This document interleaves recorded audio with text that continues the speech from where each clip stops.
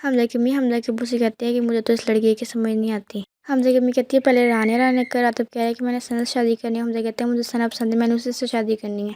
حمزہ کا ابو کہتا ہے جو کرتا ہے کرنے دو۔ حمزہ کی امی کہتی ہے میں تو ہرگز اس کی شادی ثنا سے نہیں کرواؤں گی۔ دانش نے رانیہ کو کمرے میں باندھ کے رکھا ہوتا ہے۔ دانش کمرے میں آتا ہے اور رانیہ کے ہاتھ پاؤں کھولتا ہے اور رانیہ اٹھ جاتی ہے اور کہتی ہے کہ میری مما کہاں ہے، میں نے اپنی مما سے ملنا ہے۔ دانش کہتا ہے تم اپنی مما سے تب ملو گے جب تم اس گھر کی پراپرٹی پہ سائن کرو گی۔ پھر رانیہ کہتی ہے کہ میں اس گھر کی پراپرٹی پہ سائن نہیں کروں گی۔ دانش کہتا ہے کہ میں نے تمہاری فیصلے کی رسپیکٹ کرتے ہوئے یہ فیصلہ کیا کہ میں تمہاری امی کو مار دوں گا۔ دانش جانے لگتا ہے اور رانیہ کہتے ہیں نہیں تم میری امی کو نہ مارو، میں سائن کرنے کے لیے تیار ہوں۔ رانیہ کہتی ہے صرف میرے سائن ہی ضروری نہیں، میری امی کے سائن بھی چاہیے۔ دانش کہتا ہے چلو تمہاری امی کے پاس چلیں۔ ثنا کی امی رانیہ کی امی کے لیے کھانا لے کے آتی ہے، کہتی ہے میری پیاری بہن ہے، کھانا کھا لو کہ تمہیں دوائی بھی دی۔ رانیہ کی امی کہتی ہے تم لوگ مجھے ایسی کون سی دوائی دیتے ہو جس سے مجھے ہوش ہی نہیں آتا۔ تبھی وہاں سے دانیہ اور دانش آ جاتے ہیں۔ دانش اپنی امی سے کہتا ہے کہ میں سائن کروانے ہیں اور دانش کی امی یہ بات سن کے بہت خوش ہوتی ہے۔ رانیہ اپنی امی کے پاس آتی ہے کہتی ہے ٹھیک ہو نا بیٹا؟ رانیہ کہتی ہے ہاں۔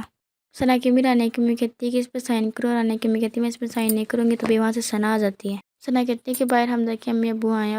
رانیہ یہ بات سن کے باہر جانے لگتی ہے اور تبھی دانش اسے پکڑ لیتا ہے۔ پھر دانش رانیہ اور رانیہ کی امی کو کمرے میں باندھ دیتا ہے۔ نواب کی امی حمزہ کے امی ابو کے پاس آتے ہیں۔ حمزہ کا ابو کہتا ہے کہ رانیہ اور رانیہ کی امی کہاں ہیں، ہمیں ان سے ملنا ہے۔ نواب کہتی ہے اب تھوڑی دیر پہلے آ جاتے ہیں۔ دانش اسے ابھی لے کے گئے رانیہ کی امی کو کسی اچھے سے ہاسپٹل میں دکھوانے، اور تبھی وہاں سے دانش آ جاتا ہے۔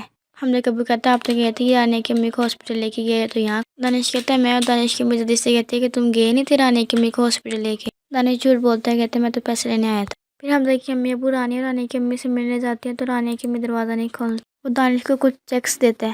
دانش کہتا ہے یہ کہ حمزہ کا ابو کہتا ہے یہ میری کچھ ذمہ داریاں تھیں جو میں رانیہ کو دینے آیا تھا، لیکن اب وہ دروازہ نہیں کھولی اس لیے میں تمہیں دے رہا ہوں، تم بھی رانیہ کو دے دینا۔ دانش رانیہ کی امی کے پاس آتا ہے اور کہتا ہے اگر تم لوگ سائن نہیں کرو گے تو کیا ہوا، ابھی حمزہ کا ابو مجھے اتنا زیادہ چیک دے کے گیا، میرے لیے وہی کافی ہے۔ اور یہ کہ وہ وہاں سے چلے جاتا ہے۔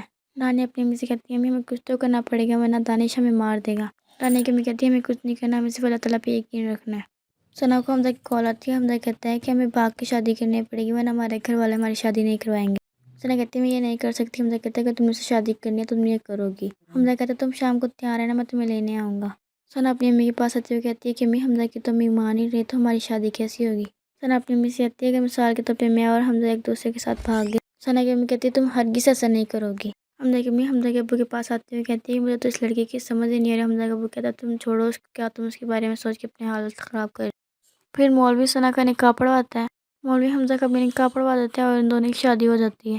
ثنا کمرے میں ہوتی ہے اور تبھی حمزہ آ جاتا ہے۔ ثنا کہتی ہے کہ تم کہاں تھی، میں اتنی پریشان ہو رہی تھی۔ حمزہ کہتا ہے تمہیں کس چیز کی پریشانی، میں تمہارے ساتھ ہوں نا۔ ثنا کہتی ہے مجھے بہت برا لگ رہا ہے، میں اپنا گھر بار چھوڑ کے تمہارے ساتھ آئی ہوں۔